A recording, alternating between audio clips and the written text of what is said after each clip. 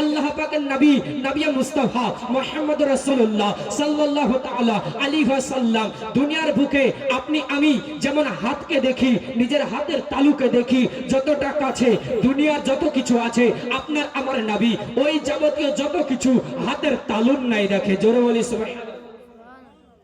কি হাতের তালুর নাই দেখে? আপনি আমি একটু লক্ষ্য করুন, প্যান্ডেলের দিকে তাকালে প্যান্ডেলের পর্দার জন্য ডানের দিকে কিছুই দেখতে পাই না। আপনার দেখা যায় সামনে বাড়ি ঘরের জন্য আমরা সামনের কিছু দেখতে পাই না, আড়াল পড়ে যাই। কিন্তু আপনার আমার নবী নবী মুস্তাফা মুহাম্মদ রাসূলুল্লাহ সাল্লাল্লাহু তাআলা আলাইহি ওয়াসাল্লামের কাছে কোনো কিছু আর বাধ্য না, কোনো কিছু বাধা সৃষ্টি করত না, কোনো কিছু পর্দা হিসাবে আপনার সামনে থাকতো না। রাসূলুল্লাহ সাল্লাল্লাহু তাআলা আলাইহি ওয়াসাল্লাম তিনি আপনার যাবতীয় কিছু নিজের হাতের তালুন নাই দেখতেন। তাহলে আমরা এইখানে আজকে বসে এই মিলাদে কোন ব্যক্তি এসেছি, কোন ব্যক্তি আসি নাই, কোন ব্যক্তি নবীর শান শুনলাম, কোন ব্যক্তি নবীর বর্ণনা করলো, কোন ব্যক্তি নবীর গুণগান করলো, কোন ব্যক্তি নবীর চর্চা করলো, কোন ব্যক্তি নবীর কথা অনুযায়ী চললো, কোন ব্যক্তি নবীর কথা অনুযায়ী যাবতীয় কর্ম করলো, সমস্ত কিছু নবী দেখতে পায় কি পায় না? সমস্ত কিছু দেখতে পাই। এবার চিন্তা করুন যে এই মাহফিলে আপনি আমি বসেছি, বক্তাই শুধু বকে কিন্তু শ্রোতা নাই। জামানাটা এমন জায়গায় চলে গেছে যে আপনার দেখা গেল জালসার নামে মেলা হচ্ছে। কেন বলি, দুঃখ মনে নেবেন না, কি আপনি আমি এই জালসা মাহফিল যখন সাজালাম এমত অবস্থায় আমরা কি করলাম, কাকে প্রধান বক্তা করব, কাকে দ্বিতীয় বক্তা করব, কাকে তৃতীয় বক্তা করব, কাকে চতুর্থ বক্তা করব, কাকে পঞ্চম বক্তা করব, যাবতীয় কিছু লিস্ট করলাম, কাকে ভলান্টিয়ার করব, যাবতীয় কিছু লিস্ট করতে হয়, তাছাড়া সম্ভব নয়। এবার আপনি আমি যাবতীয় কিছু লিস্ট করলাম এই মাহফিলটা সাজানোর জন্য। ঠিক তেমনি আপনার দেখা গেল এই মাহফিলে আসলো, মাহফিলে আসার পরেতে আপনার জালসা মিলাদে আপনার অংশগ্রহণ করলো, সবাই এই সুযোগটা পায় না। কি হলো, কোন ব্যক্তি আসলো আবার চলে গেল, কোন ব্যক্তি দেখা করতে আসলো, কোন ব্যক্তি মেলা ঘুরতে আসলো। কিন্তু বলে যাই, মেলা ঘুরে কি হবে? আপনার আমার নবী নবী মুস্তাফা মুহাম্মদ রাসূলুল্লাহ সাল্লাল্লাহু তাআলা আলাইহি ওয়াসাল্লাম তিনি বলতেছেন যে এটি হলো একটি জান্নাতের বাগান। কি? এটি হলো একটি জান্নাতের বাগান। আপনি আমি এই জান্নাতের বাগানে আসব, বসব, আলোচনা শুনব, নবীর চলা নবীর বলা অনুযায়ী জীবন যাপন করব। তবে আমি মুমিন ও সুন্নাতে রাসূলের প্রতি আমল করার চেষ্টা করব, তবে আমরা প্রকৃত মুমিন হতে পারব। আপনি আমি দেখা গেল যে নবী মুস্তাফা মুহাম্মদ রাসূলুল্লাহ সাল্লাল্লাহু তাআলা আলাইহি ওয়াসাল্লামের শান ও মর্যাদা বয়ান করতেছি, আর অন্তরে দেখা যায় যে আপনার আমার নবীর প্রতি প্রেম ভালোবাসা নাই। কেমন ভালোবাসা রাখতে হবে আপনাদেরকে বলে যাই যে নবীর প্রতি ভালোবাসা রাখার জন্য আপনি আবু বকরের দিকে লক্ষ্য করুন, তিনি কেমন ভালোবাসা রেখেছিলেন। আপনি আমি এইবার যদি বলি মুনাফিক দেখতে চাই, মুনাফিক কেমনে দেখবেন? যেই ব্যক্তির সামনে রাসূলের গুণগান করবেন ভালো লাগবে না, যেই ব্যক্তির সামনে রাসূলের শান ও মর্যাদা বলবেন ভালো লাগবে না।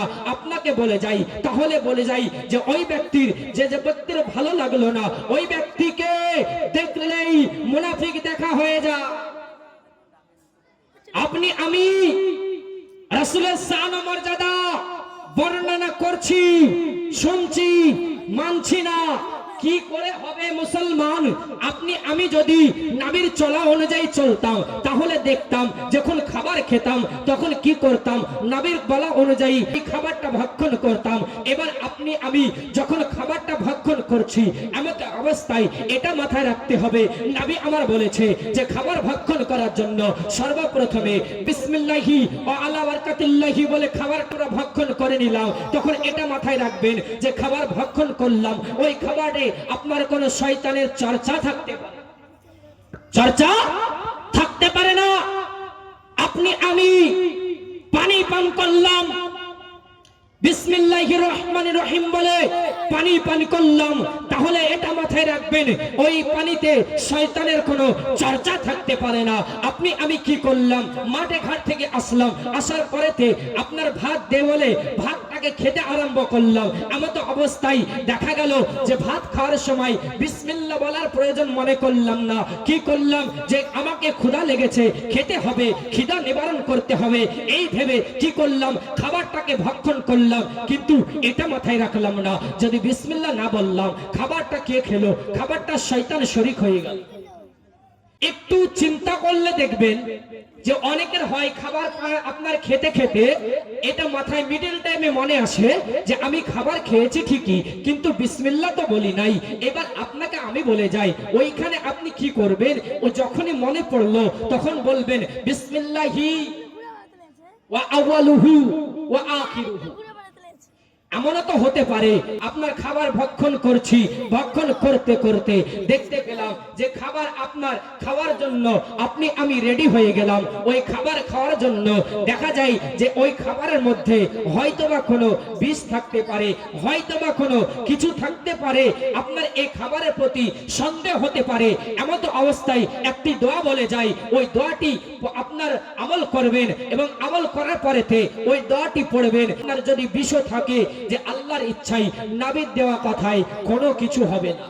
বলবো কি দোয়াটি হলো বিসমিল্লাহি ওয়া বিল্লাহিল্লাযী লা ইয়াদুররু মা ইসমিহি শাইউন ফিল আরদি ওয়ালা ফিস সামাই ইয়া হাইয়ু ইয়া কাইয়ুম।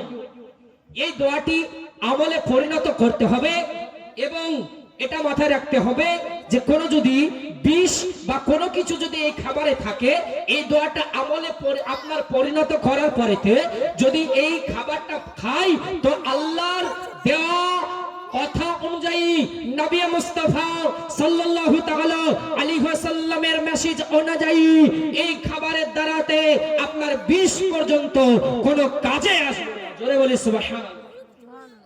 এই হলো নবীর দেওয়া মেসেজ। চিন্তা করুন, পানি পান করলাম, এমতো অবস্থায় এটা মাথায় রাখলাম না কি যে আমরা যখন পানি পান করি যে পিপাসা পেয়েছি, পিপাসা আপনার লেগেছে, এমতো অবস্থায় কি করলাম আমরা পানি দেখার মাত্রে ঢক ঢক করে গিলে নিলাম, ঢক ঢক করে খেতে আরম্ভ করলাম। কিন্তু এটা মাথায় রাখতে হবে, নবী আমার বলেছে যে পানি যখন পান করবে এমতো অবস্থাতে পানি পান করার সময়তে 3 শ্বাসে তোমরা পানিটা খেয়ে নেবে। আপনার দেখা যায় এমতো অবস্থাতেও পাওয়া যায় যে 2 বারে খেলেও কোনো সমস্যা হবে না। তাই বলে এই পানিটা বিসমিল্লাহ বিহীন নয়, বিসমিল্লাহ বলে খাওয়ার দরকার। কেননা সায়েন্স প্রমাণ করে যে এই বিসমিল্লাহ বলে পানি যদি কোনো ব্যক্তি পান করে তাহলে তার মস্তিষ্ক ঠিক থাকে। জোরে বলে সুবহানাল্লাহ।